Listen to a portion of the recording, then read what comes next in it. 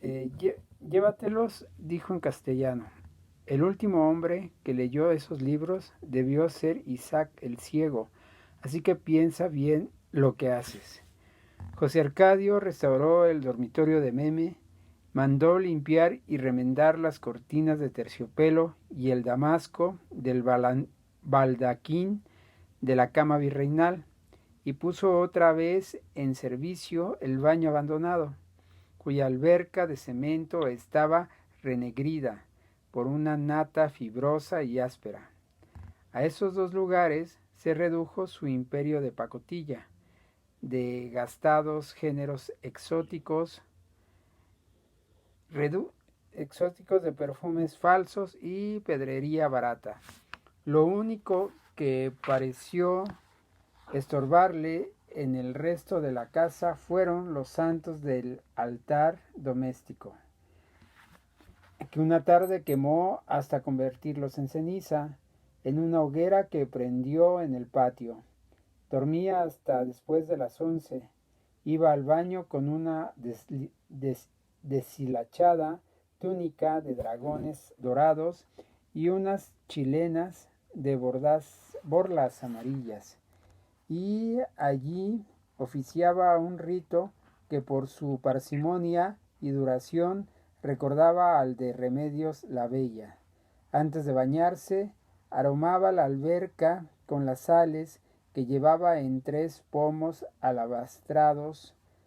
No se hacía abluciones con la totuma, sino que se zambullía en las aguas fragantes y permanecía hasta 2 horas flotando boca arriba, adormecido por la frescura y por el recuerdo de Amaranta.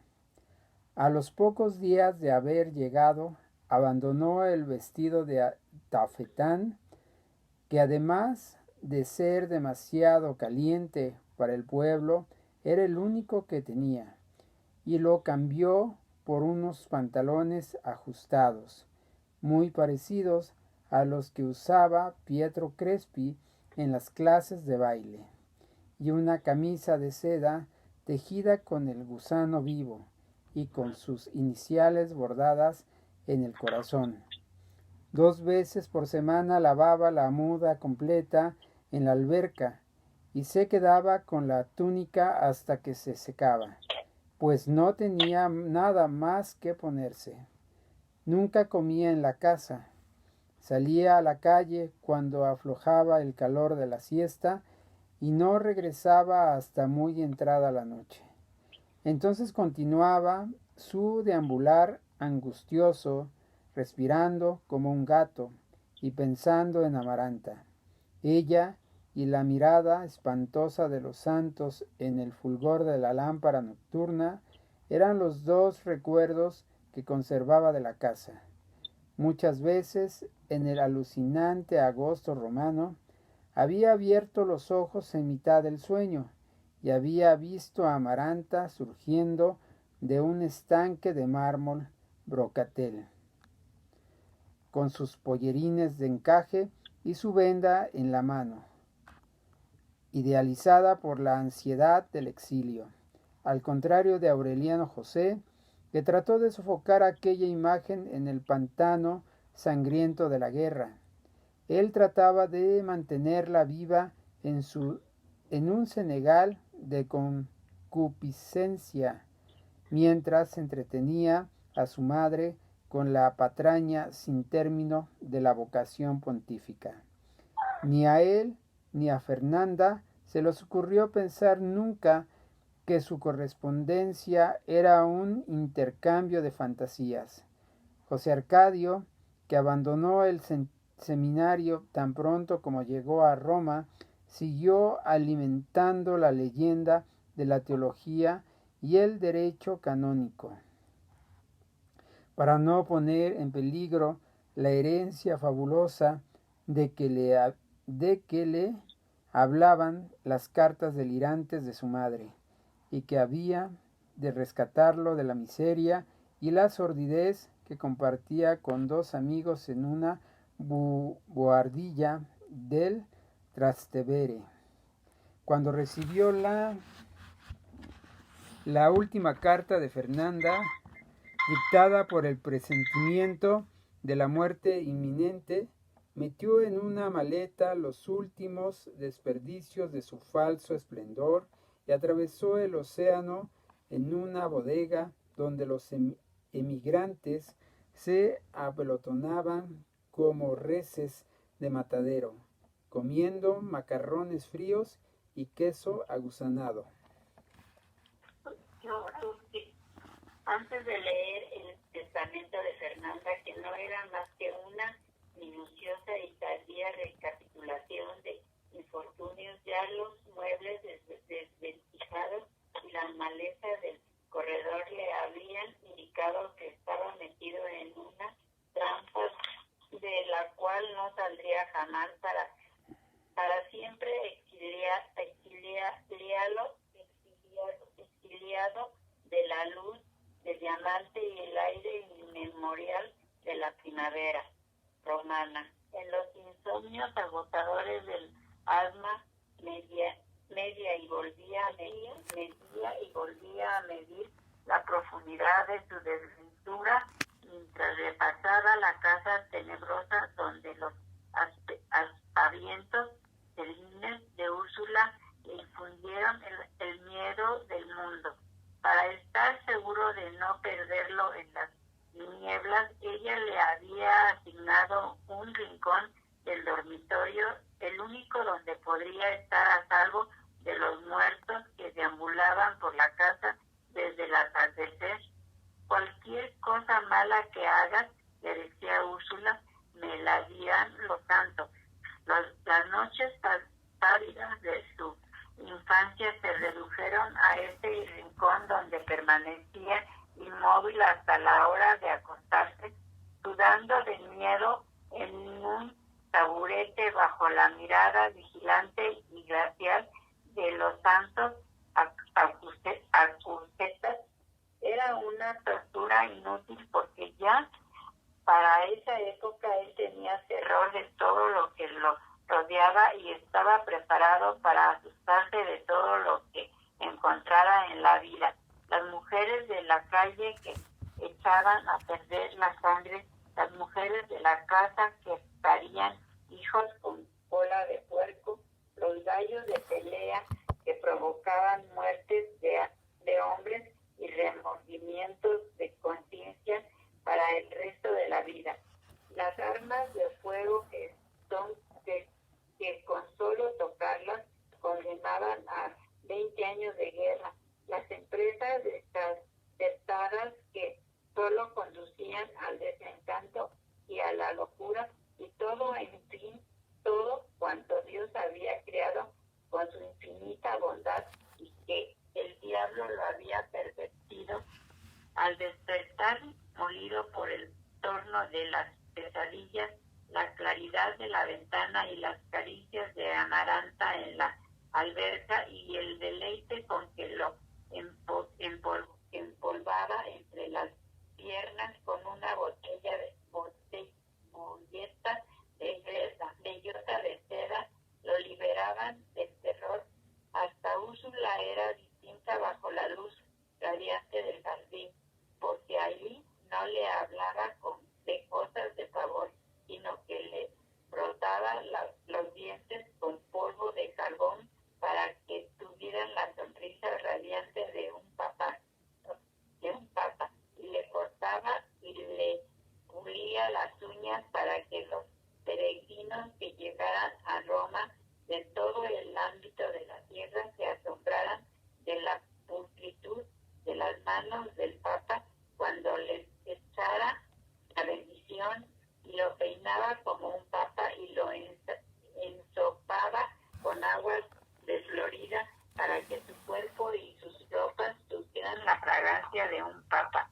En el patio de Castel Gandolfo, él había visto al papa en un balcón pronunciando el mismo discurso en 7 idiomas para una muchedumbre de peregrinos, y lo único que en efecto le había llamado la atención era la blancura de sus manos que parecían maceradas en lejía, el resplandor deslumbrante de su rostro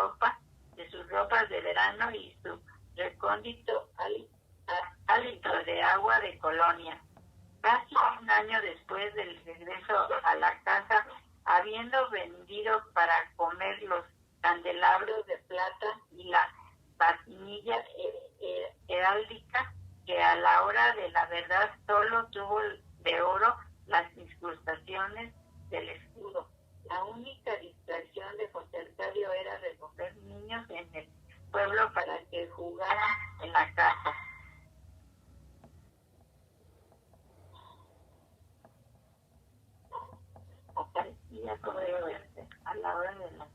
Aparecía con ellos a la hora de la siesta y los hacía saltar la cuerda en el jardín, cantar en el corredor y hacer maromas en los muebles de la sala, mientras él iba por entre los grupos impartiendo lecciones de buen comportamiento.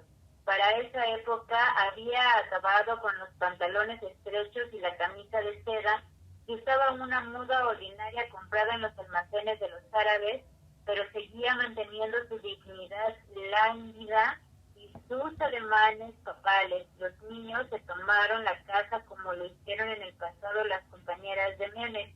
Hasta muy entrada la noche se los oía cotorrear y cantar y bailar zapateados, de modo que la casa parecía un internado sin disciplina. Aureliano no se preocupó de la invasión mientras no fueron a molestarlo en el cuarto de Melquiades. Una mañana, 2 niños empujaron la puerta y se espantaron ante la visión del hombre cochambroso y peludo que seguía descifrando los pergaminos en la mesa de trabajo. No se atrevieron a entrar, pero siguieron rondando la habitación. Se asomaban, cuchicheando por las endijas, arrojaban animales vivos por las claraboyas y en una ocasión clavetearon por fuera la puerta y la ventana, que Aureliano necesitó medio día para forzarlas.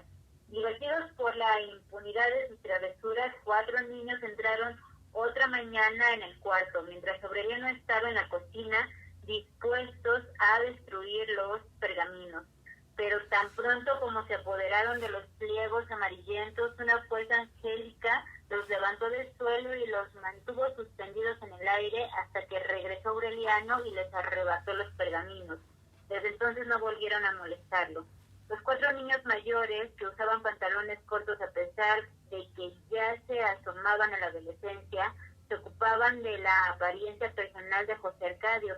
Llegaban más temprano que los otros y dedicaban la mañana a afeitarlo, a darle masajes con toallas calientes, a cortar y pulirle las uñas de las manos y los pies, va perfumado con agua de Florida. En varias ocasiones se metieron en la alberca para jabonarlo de pies a cabeza mientras él flotaba boca arriba pensando en Amaranta. Luego lo secaban, le empolvaban el cuerpo y lo vestían. Uno de los niños, que tenía el cabello rubio y crespo y los ojos de vidrios rosados como los conejos, solía dormir en la casa. Eran tan firmes los vínculos que los unía a José Arcadio que lo acompañaban en sus insomnios de asmático sin hablar, deambulando con él por la casa en tinieblas. Una noche vieron en la alcoba donde dormía Úrsula un resplandor amarillo a través del cemento cristalizado, como si un sol subterráneo hubiera convertido en vitral el piso del dormitorio. No tuvieron que encender el foco, les bastó con levantar las placas quebradas del rincón donde siempre estuvo la cama de Úrsula y donde el resplandor era más intenso, para encontrar la cripta secreta que Aureliano II se cansó de buscar en el delirio de las excavaciones. Allí estaban los 3 sacos de lona cerrados con alambre de cobre y, dentro de ellos, los 7.214 doblones de A4 que seguían relumbrando como brasas en la oscuridad. El hallazgo del tesoro fue como una deflagración. En vez de regresar a Roma con la intempestiva fortuna, que era el sueño madurado en la miseria, José Arcadio convirtió la casa en un paraíso decadente. Cambió por terciopelo nuevo las cortinas y el baldaquín del dormitorio y les hizo poner baldosas al piso del baño y azulejos a las paredes. La alacena del comedor se llenó de frutas azucaradas, jamones y encurtidos. El granero en desuso volvía a abrirse para almacenar vinos y licores que el propio José Arcadio retiraba en la estación del ferrocarril, en cajas marcadas con su nombre. Una noche él y los 4 niños mayores hicieron una fiesta que se prolongó hasta el amanecer. A las 6 de la mañana salieron desnudos del dormitorio, vaciaron la alberca y la llenaron de champaña. Se zambulleron en bandada, nadando como pájaros que volaban en un cielo dorado de burbujas fragantes. Mientras José Arcadio flotaba boca arriba, al margen de la fiesta, y buscando a Amaranta con los ojos abiertos.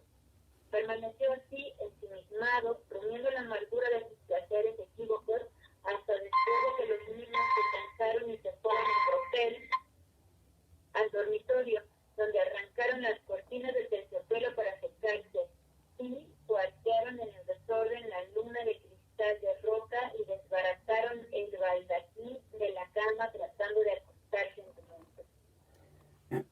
Cuando José Arcadio volvió del baño, los encontró durmiendo apelotonados, desnudos, en una alcoba de naufragio, enardecido no tanto por los estragos como por el asco y la lástima que sentía contra sí mismo en el desolado vacío de la Saturnal. Se armó con unas disciplinas de perrero eclesiástico que guardaba en el fondo del baúl, junto con un cilicio y otros fierros de mortificación y penitencia, y expulsó a los niños de la casa, aullando como un loco, y azotándolos sin misericordia, como no lo hubiera hecho con una jauría de coyotes. Quedó demolido con una crisis de asma que se prolongó por varios días y que le dio el aspecto de un agonizante. A la tercera noche de tortura, vencido por la asfixia, fue al cuarto de Aureliano a pedirle el favor de que le comprara en una botica cercana a unos polvos para inhalar. Fue así como hizo Aureliano su segunda salida a la calle. Solo tuvo que recorrer 2 cuadras para llegar hasta la estrecha botica de polvorientas vidrieras, con pomos de loza marcados en latín, donde una muchacha con la sigilosa belleza de una serpiente del Nilo le despachó el medicamento que José Arcadio le había escrito en un papel. La segunda visión del pueblo desierto, alumbrado apenas por las amarillentas bombillas de las calles, no despertó en Aureliano más curiosidad que la primera vez. José Arcadio había alcanzado a pensar que había huido, cuando lo vio aparecer de nuevo, un poco anhelante a causa de la prisa, arrastrando las piernas que el encierro y la falta de movilidad habían vuelto débiles y torpes. Era tan cierta su indiferencia por el mundo que pocos días después José Arcadio violó la promesa que había hecho a su madre y lo dejó en libertad para salir cuando quisiera. No tengo nada que hacer en la calle, le contestó Aureliano. Siguió encerrado, absorto en los pergaminos que poco a poco iba desentrañando y cuyo sentido, sin embargo, no lograba interpretar. José Arcadio le llevaba al cuarto rebanadas de jamón, flores azucaradas que dejaban en la boca un rejusto primaveral, y en 2 ocasiones un vaso de buen vino. No se interesó en los pergaminos, que consideraba más bien como un entretenimiento esotérico, pero le llamó la atención la rara sabiduría y el inexplicable conocimiento del mundo que tenía aquel pariente desolado.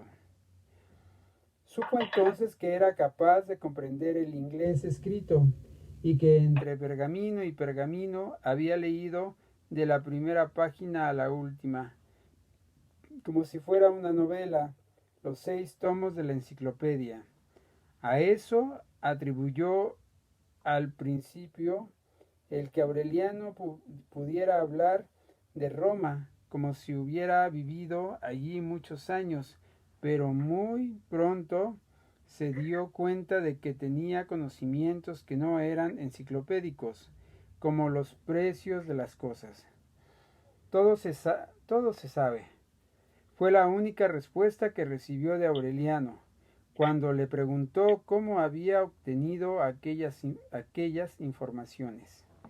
Aureliano, por su parte, se sorprendió de que José Arcadio, visto de cerca, fuera tan distinto de la imagen que se había formado de él cuando lo veía deambular por la casa. Era capaz de reír, de permitirse de vez en cuando una nostalgia del pasado de la casa y de preocuparse por el ambiente de miseria en que se encontraba el cuarto de Melquiades. Aquel acontecimiento entre dos solitarios de la misma sangre estaba muy lejos de la amistad, pero les permitió a ambos sobrellevar mejor la insondable soledad que al mismo tiempo los separaba y los unía. José Arcadio pudo entonces acudir a Aureliano para desenredar ciertos problemas domésticos que los exasperaban. Aureliano, a su vez, podía sentarse a leer en el corredor, recibir las cartas de Amaranta Úrsula que seguían llegando con la puntualidad de siempre y buscar el daño de donde lo había desenterrado José Arcadio desde su llegada. Una calurosa madrugada ambos despertaron alarmados por unos golpes apremiantes en la puerta de la calle. Era un anciano oscuro con unos ojos grandes y verdes que le daban a su rostro una fosforescencia espectral y con una cruz de ceniza en la frente.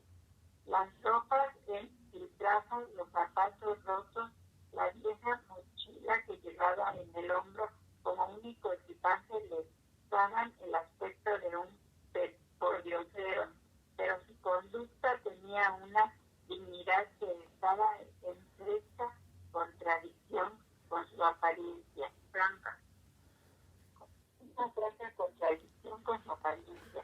Bastaba con verlo una vez aún en la penumbra de la sala para darse cuenta de que la fuerza secreta que le permitía vivir no era el instinto de conservación, sino la costumbre del miedo.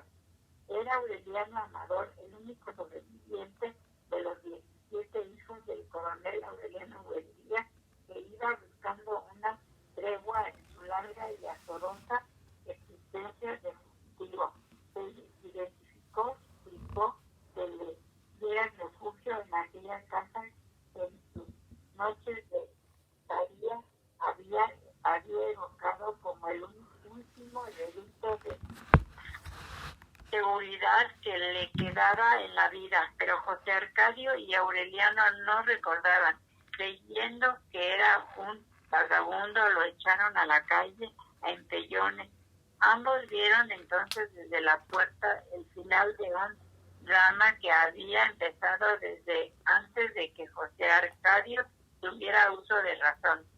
Dos agentes de la policía que habían perseguido a Aureliano Amador durante años, que lo habían rastreado como perros por medio mundo, surgieron de entre los almendros de la acera apopuesta y le hicieron 2 tiros de Mauser que le penetraron limpiamente por la cruz de ceniza.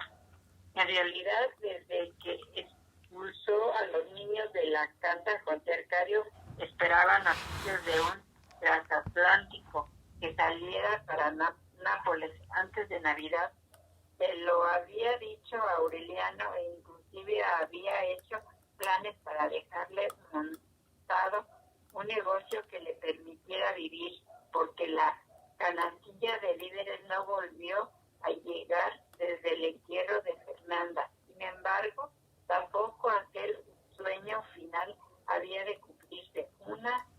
mañana de septiembre, después de tomar el café con Aureliano en la cocina, José Arcadio estaba terminando su baño diario cuando irrumpieron por entre los portillos de las tejas los 4 niños que había expulsado de la casa. Sin darle tiempo de defenderse, se metieron vestidos en la alberca y lo agarraron por el pelo y le mantuvieron la cabeza hundida hasta que cesó en la superficie la borborización de la agonía y el silencioso y pálido cuerpo de Delfín se deslizó hasta el fondo de las aguas fragantes. Después se llevaron los 3 tacos de oro que solo ellos y su víctima sabían dónde estaban escondidos. Fue una acción tan rápida, metódica y brutal que pareció un asalto de militares. Aureliano, encerrado en su cuarto, no se dio cuenta de nada. Esa tarde, habiéndolo echado de menos en la cocina, buscó a José Arcadio por toda la casa y lo encontró flotando en los espejos perfumados de la alberca, enorme y tumefacto y todavía pensando en Amaranta. Solo entonces comprendió cuánto había empezado a quererlo.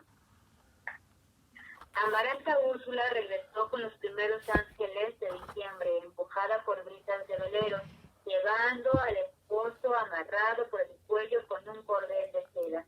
Apareció sin ningún anuncio, con un vestido color de marfil, con un hilo de perlas que le daba casi a las rodillas, sortijas de esmeraldas y topacios, y el cabello redondo y liso rematado en las orejas con puntas de golondrinas. El hombre con quien se había casado 6 meses antes era un flamenco maduro, esbelto, con aires de navegante. No tuvo sino que empujar la puerta de la sala para comprender que su ausencia había sido más prolongada y demoledora de lo que ella suponía.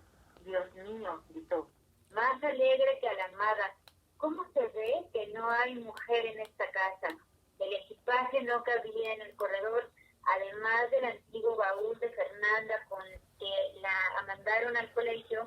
Llevaban 2 roperos verticales, 4 maletas grandes, un talego para las sombrillas, 8 cajas de sombreros, una jaula gigantesca con medio centenar de canarios y el velocípedo del marido, desarmado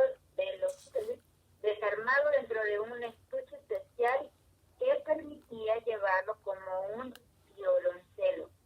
Ni siquiera se permitió un día de descanso al cabo del largo viaje. Se puso un gastado verol de lienzo que había llevado el esposo con otras prendas de motorista y emprendió una nueva restauración de la casa.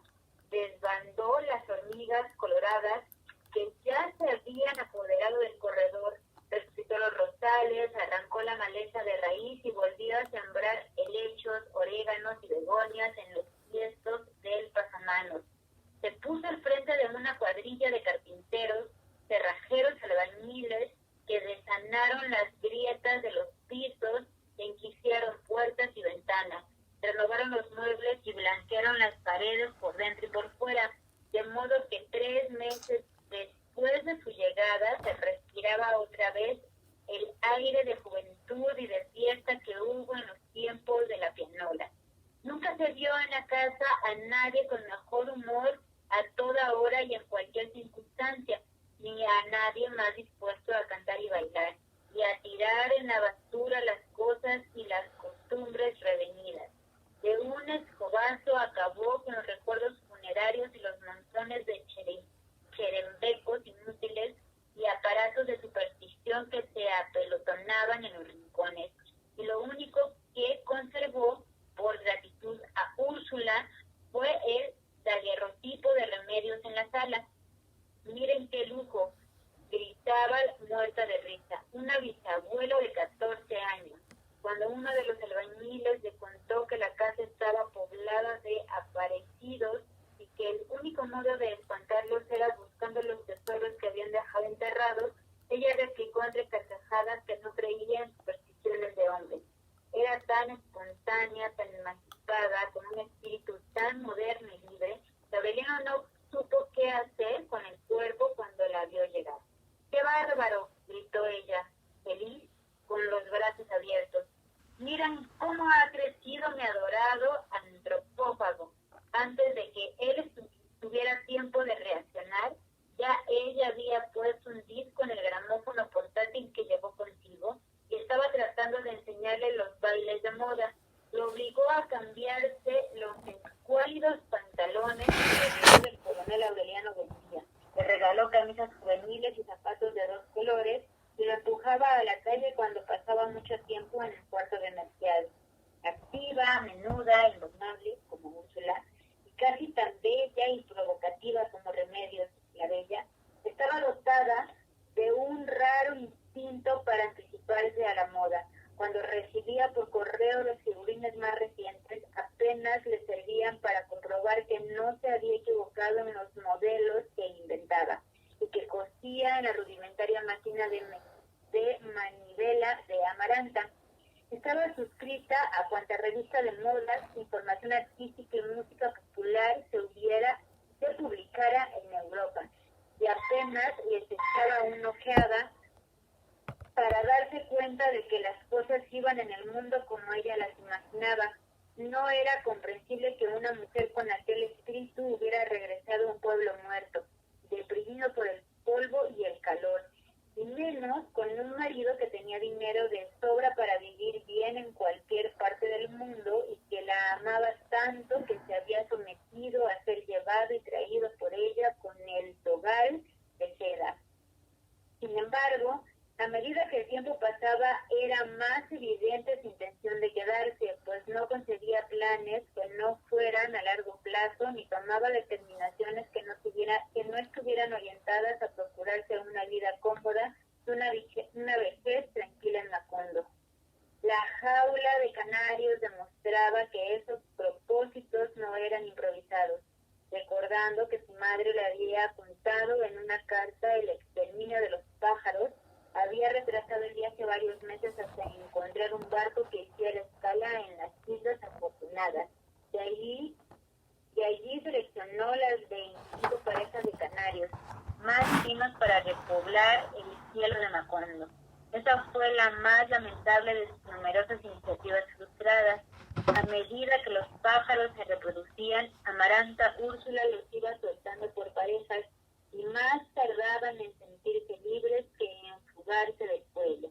En vano procuró encariñarlos con la pareja que construyó Úrsula en la primera restauración, con la pajarera que construyó Úrsula en la primera restauración. En vano les falsificó nidos de esparto en los almendros y regó alpista en los techos y alborotó a los cautivos para que sus cantos disuadieran a los desertores, porque estos se remontaban a la primera tentativa y daban una vuelta en el cielo, apenas el tiempo indispensable para encontrar el rumbo de regreso a las Islas Afortunadas. 402, Pap. Muy bien. Entonces, Me faltan como 3 clases. nos faltan, no, esta semana. Una semana y ya. Terminamos el viernes, ¿no? Nos echamos como 10 hojas por día. 3 días. Yo creo que el libro lo tendremos que comprar esta semana, el de la Pechi. Yo se lo compro. Bueno, yo voy con ella. ¿O no le traes el que tú tienes y nosotros leemos en electrónico? Ándale.